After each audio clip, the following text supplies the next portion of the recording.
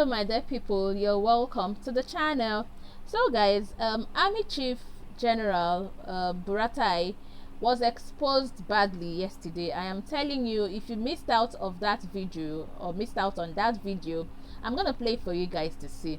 Now the interesting thing about that video is that the corporal who made that video, the corporal who exposed General Buratai, has been arrested today. I am telling you. You know, as expected, you know, in Nigeria, when you speak and expose, they arrest you. So the man has been arrested. Now the thing is, why is General Buratai after this corporal when he has not been able to fix Nigerian insecurity issues? People are dying, people are being killed on a daily basis, and our guy is just busy waking up and sleeping and telling us stories that touch the soul. Meanwhile, the own CUPP spokesman, Barrister Ikenga, has exposed a lot. I am telling you, exposed, I mean exposed. He has exposed a lot about Femi Gbajamiala and President Buhari. You guys need to watch this video. I am telling you. I'm going to be playing the both of them for you guys. First of all would be the corporal's confessions about Buratai, and then afterwards would come that of CPP Barrister Ikenga's video. That Barrister Ikenga's video, if you have not watched it, it is a must watch, okay? But before then, have you been watching videos on this channel and you haven't subscribed? Please do me that big favor by subscribing to the channel, okay? And also please turn on the notification bell so that you're quickly informed at every single time I upload a video on this channel, okay? And for every one of you who has subscribed, thank you so much. I really appreciate it. Now please watch the videos. Lieutenant General Tuku Yusuf Buratai. As I'm making this video, I want to let you know that I'm highly disappointed in your command. You should call yourself a coward, a traitor, and a betrayer to the Nigeria as a whole. I don't care what you do. You may think you are God. You may try to kill me. You may try to do this. But I'm not in that business with you because you are no more loyal. You cannot earn my loyalty with what you are doing. You cannot earn my loyalty. The CDS, Chief of Defense Staff, I am highly disappointed in you. I am highly disappointed in you in the sense that you are the Chief of Defense Staff. The Army, the Navy, the Air Force, they are under you. You are the piloter of this to bring out the structure of the military. You are failed. To the extent you are even collecting command from COAS, all in the name of loyalty and cabals. I know after this video, you may come, you want to arrest me, you want to do this. But know that I am guided by the Constitution. You cannot just come and arrest me. I am ready to face court-martial. And my court-martial must be open to the whole Nigerians to know. I'm calling on all the independent lawyers to stand by me because this is a matter of urgency.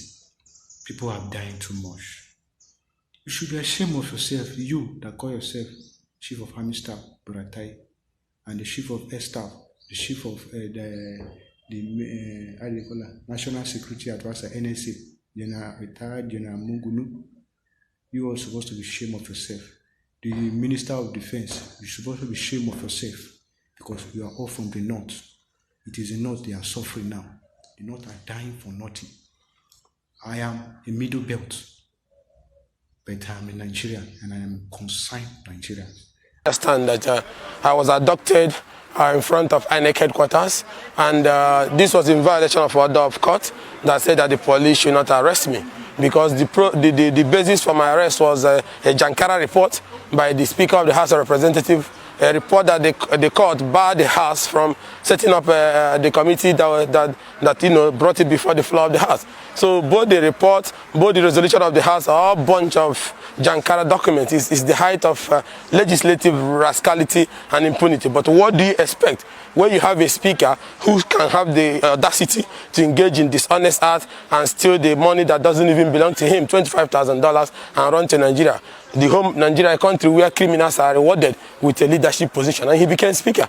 Now he has the audacity to talk about defamation, and he's working with the police to try to silence me. So to me, I call it it was a painful joke, but it has passed. Now I'm out. I fulfilled the bail conditions, and I'm out. They tried everything possible, to have me detained further. But I want to salute both the Federal High Court, the FCT High Court, and the Chief Magistrate that, despite the pressure and intimidation, they not allow themselves to be used. Now I want to let the Nigerians know, if the whole idea of what Femi Gbajamiala did was to think that he can silence me, then I think he's a political joker. I have had 15 years in struggle. My first arrest was as a student when I opposed the self-succession bid of Sani Abacha, and I spent almost 3 weeks in the local security post in my village. So if I can get survive 3 weeks as a young growing up young man, now is it now that I have spent 15 years in the struggle that I will panic because a man who stole the money of his client is now the speaker in Nigeria and thinks he can hunt me? He's a joker. But I want you to understand something. In the coming days, what Femi has done has renewed our faith and our resolve to hit harder and harder. Like the disgraced national chairman of APC, we say, when we hit harder. So Femi should expect that we are going to hit harder.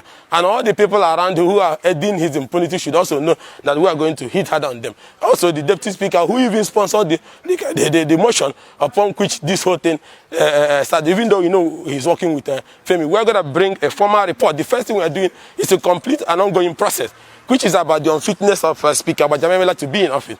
And Nigerians have to understand that as a nation, we must resolve to have a national value.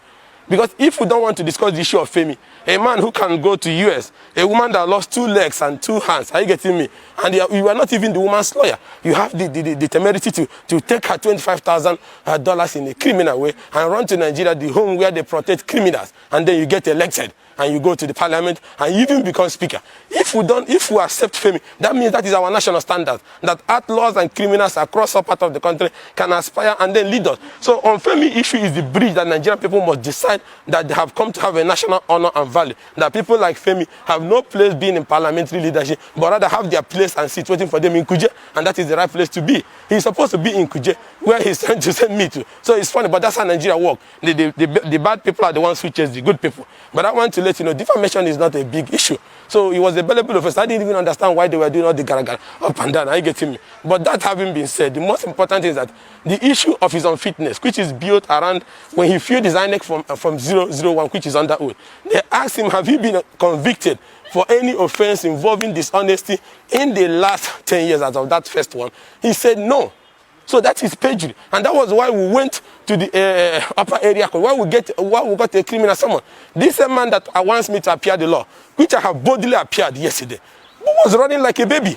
He ran to Kubwa to go and obtain different orders to stop his criminal arraignment. Now we are in appeal, and I want to let Nigerians know the matter is live, and I'm going to continue to fight for this matter until Femi is made to go into the dock and answer for those criminal summons so that we can prosecute him diligently, and if he's found guilty, he should be sent to Kuje. Nothing on human earth, and I repeat, nothing on human earth can make me abandon that struggle. Even if I wanted to abandon it, what has happened has renewed my faith, why people like Femi should be sent out of public trust positions.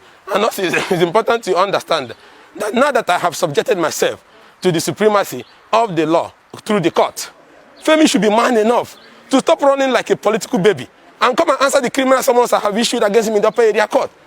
Are you getting the point I'm making? You say I should come and answer for defamation. I boldly, even with abduction, I still work there, fought through the axis of the law.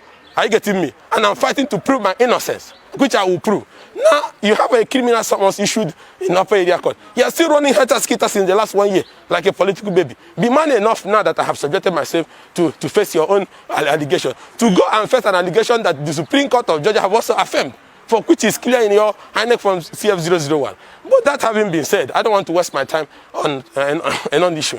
The point is that we have moved past beyond Femi and the abracadabra he did, both with his resolution and the likes of another issue that came up when we met briefly with our leaders, was that we cannot be in an opposition, which is made up of 45 parties, including the ones who are still battling for their deregistration, on their deregistration issue, that have people like Hen Wanwoba who is a member of PDP in the day and a member of APC in the night because he wants a third term from his place, which is practically impossible. He cannot allow such people. He cannot allow such people like Ndudi who defy the decisions of the party on issue of minority leader to continue to be calling themselves members of opposition. That's why in the coming days we insist that if PDP cannot win the big stick against them, we collapse the coalition, because we cannot be in a coalition where our members of the opposition, especially some of the lawmakers, has turned into double agent. These issues have to be dealt with. The likes of Ndudi, the likes of the likes of Garawe, the one from Boni, or something, the likes of Goreke, the one from Adamo. You need to deal with such issues. Oh, I will stop, because this is joke. It's not opposition politics. Nowhere in the world can such kind of nonsense happen before. So we'll deal with those issues in the coming days. But the important thing I need to let you know is that the country is an altar pilot, like I told you. I don't want everybody to talk. But why not fix the country? The economy is in bad shape. Security has collapsed. Citizens' rights have been suppressed. And then there's a huge line of ethnic division in the country. Now look at, so shameful. And people keep defending President Mohammed, but they say, I don't like him. How can you say I don't like him? I get him. I like him. All I want is the best for the country. Just do what you're supposed to do. And my job as opposition, which is like the conscience of the vote, is to say the truth at all times. I'm not going to massage him. I get him. So I'm not going to lie. So the point is this. Can you imagine Nigeria, the giant of Africa, Ghana, and their people, whatever will happen, they demolished our embassy. In international law, that is declaration of war. Our first missile would have dropped. But do you have a president that can do that? He's going to go and beg them. Can you tell me what happened? No. We should have locked all their embassies here, arrested their staffs. The international community would have been mediating. That is how you show you have a leadership. But I told Nigeria that you don't have a leader. Look at it. You say you are Nigeria, you're a country. You call yourself, can Nigeria call yourself a country? Nigeria is a woman. You can't call yourself a country. Ghana demolish your embassy. What do you call that in international law? But did you see your president address the nation? To be in a warm mood or threaten? He's sleeping somewhere. I told you. Something is wrong. And we said it from day one. He's unfit for the office. They say, oh, the opposition is making reckless comment. Now, where is the president at the time of international emergency? What made Ghana has the audacity to send their caterpillar into our diplomatic building? Because they know that Nigeria have no leader. They know that Nigerian leaders are sleeping. Either they are sleeping or incapacitated, or they are political hallelujah voices in the parliament singing the praise of the executive, that nothing will happen. That is why they have the audacity to go into that place and demolish, without following all the diplomatic channel, and demolish our embassy. Other countries will follow suit. Of course, they have started doing it in different parts of the world. In Congo, they threw away the properties of Nigerian embassy because they know Nigeria doesn't. Remember the days of Obasanjo, those great days, are you getting me? Where you have strong, even Abacha would have retaliated on this particular issue, as bad as it was. But why is the president not retaliating? Why is he not addressing the nation? Why is he not telling us what happened in Ghana? No, because you do not expect a man to give what he does not have. This is a man that inside his own house, there was gunfire between his wife and a small boy, a PA. What did the president do? He said he has invited the IG, who is at First Secretary, to come into his house and find out what is the cause of the shooting. So if he cannot find the cause of the shooting in his house, now where is the report of that shooting since the last 2 weeks? So he likes to make a statement, because he knows he makes the statement, he goes to sleep. The same way he would tell Nigerians that, oh, bandit, I'm going to do decisively with you. He has been saying the same thing since the last 5 years. Oh, Mr. President is angry. Oh, Mr. President has given a marching order. They have it in a computer where they print it out. Then watch it. If there is another attack by bandits in Katsina, the president will give a marching order. And then the service ships will run to Katsina, do like this, and then go back, and the killing will continue. Or they will go and negotiate with the bandits, and the bandits will collect their money to buy more and return back to the business. Leadership is something that is very simple, and I told you, the basic responsibility of government under Section 14 is protection of life and property. That is the basic. That is the only thing the president is called to do. Now, you cannot protect lives. You cannot protect property. The economy is in bad shape. What about our unity? You saw the suit by the southern leaders, they're doing Clark. Has Nigeria gotten to a point when they are now seeking for $50 billion or $50 billion or thereabout because of the lopsidedness and the segregation the president has carried on? Because the president from the day, even before he was sworn, he said he will run a 95/5% kind of government. And he carried on with it. But let me tell you, even if the president has made appointments that are lopsided, if the appointments have been so lopsided, but the people have been able to deliver, that Nigeria will be competing with Ghana, with South Africa and other places, like Egypt. You know, most people may not even worry. But after selecting your people who are your former cook and your former PAs as ministers, as whatever you like it, security chiefs who tell you have inspired you, kept them. Still, they could not deliver. You should be ashamed of yourself to do the right thing. Because it is people's life that is worse. It's not your life. Unless you can bring your children and let them lose their own life. But you're protecting your own children. You think your own children's life is more important than those people that are being raped when I mean rape, gruesome kind of rape and killed in their homes, and they put bullets in their distance and bleed. The president knows all these things. Those lives are important. My point is that I don't care about the life of any leader more than I care the life of a gate man. These are important lives and must be protected. And especially when you are paid very well for the job. The president wears new dress every day. He doesn't wear two dresses at the same time. He gets the killer to be making all these dresses. And these are money the people are paying you. So why not go and do your job? You just wait. After 1 week, you come and show wave hand. Even in APC, where there's internal crisis, he couldn't call a next meeting. So something is wrong. This is not about. This is not a joke. And Nigerian people need to wake up. Is this what Nigeria of Nandaziki, Tafa Belowa, and all these people turn to Awolowo? Fine brain men who has capacity to lead. What about the young men? What are you people doing? Oh, some of you divided on social media over issue of ethnicity and religion. Such nonsensical discussions. Stand and demand something that has value. That we cannot be led by this kind of jokers from A to Z. Either this one is a criminal, or is an ex-convict, or is a former driver to a 419 person or something. These are people who have taken the center stage. The few who has credibility cannot function because they will overrun them, both in parliament and in other arms of government. And the citizens will not come to their rescue. So whether people are bad or good, let there be a standard of leadership in Nigeria. We can continue to be having incapacitated leaders, incompetent leaders, ethnic champions, dishonest people convicted for different offenses, and drivers to 419 kingpins.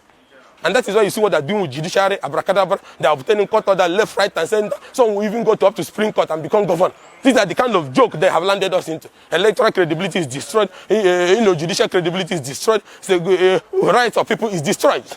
So the point I'm trying to make is that it has come to a point where all revolutionary fighters in the country, democratic champions, soldiers of rule of law, men and women, especially the young ones who believe that there must be a value and a standard if this must be called the republic, to start gathering.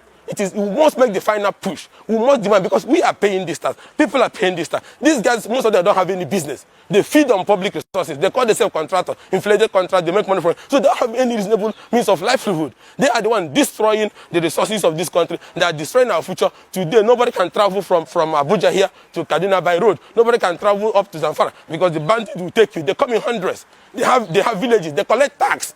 And these people say they are ruling Nigeria. What kind of nonsense is that? These bandits stay in Katsina. Where the president? Can you look at the president? Should look at himself. The Buhari that people talk about when we were growing up, is this the Buhari? People were talking about in the 80s. They said that was strong. They can do this. Are you getting me? Look at what is going on. That his village, his state, Katsina, has been lost to bandit. That his governor will go to bandit and say, "Oh, bandit, murderers, please stop killing. Collect some money and stop killing." And then the bandit say, "Okay." Before he will reach Katsina capital, they go back.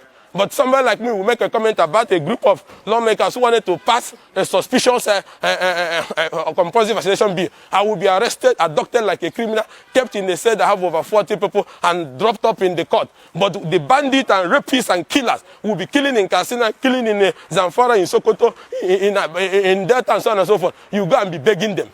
Are you understanding the kind of Nigeria I'm talking about? You go and be begging the bandit, "Oh, please stop killing. Take some money. Go back to the bush." And then the bandit will take some money, buy some house, and return back. And then the governor will say, "Oh, bandits have betrayed us." What kind of nonsense talk is all this? So this is how they have reduced Nigeria. It has not even under Mugabe's Zimbabwe, or late Nkurunziza's Burundi did we go to this level of kind of business of governance. So I said, having established the fact that the leaders have failed, having established the fact that they have been incapacitated, having established the fact that the ones who are leading even the parliament are tainted, and people who have strong criminal past that Supreme Court of State of Georgia have established. And now ask the Nigerian people, what are you still waiting for? Are you cowards? Are you cowards? When the people stand up, I tell you, these people don't have the strength. They can't withstand the will of the people. But it's just because you keep sleeping, you think it's an Ikenga problem. I don't have a problem with this people. I'm not a beggar on this. I don't have anything that I want in life. I don't have. But I'm still saying this because I bet that is the right thing for our children and children unborn, that we must do the right thing. And that is why I keep calling on Nigerian people that it is time there must be a national convergence of forces of the future. Young men who believe that the present order that is destroying us and dividing us should be wiped out for a new order through the provisions of our laws. And I call on our people to start mobilizing, that we can still retake back this country through lay down constitutional process and be able to safeguard the future of generation born and yet generation yet unborn, and send these people to the kind of places they belong. Apart from government, some of them can't even feed 3 times in a day. It's government that feeds them. But if you know the place that feeds, just like an armed robber, when he finishes operation, he will lose his AK-47 and service it, because that is the means with which he gets his living. So lose your AK-47, which is Nigeria, and service it, and make Nigeria to work. That's all I'm asking them. And let me say this. It's not because I'm in the opposition. If we're honest to ourselves, we know that what Buhari is doing is an insult to governance. It's an insult to the unity of this country. It's an insult to the effort of the founding fathers of this country. When you talk of Azikiwe, when you talk of Tafobelo, when you talk of Awolowo, when you talk of all the great people, including revolutionary fighters that have at one time, fought for the good of this country. And that even for our soldiers who are risking their life day and night, that what he's doing doesn't worth it. Everybody must accept that fact. Now, you know when a leader has capacity from the way he responds to issue, responsiveness is important. Ask me what the president did in the villa. Did we send leader to go and be sleeping? Don't you have a home if you want to go and sleep? What is he doing? This is getting to over 3 days or 2 days that Ghana people have the audacity to demolish our diplomatic house, even if it was built on an illegal land. But for the fact that there's documents that gave us access to that place, you can demolish it on international. There's laid down channels. But did our president address us?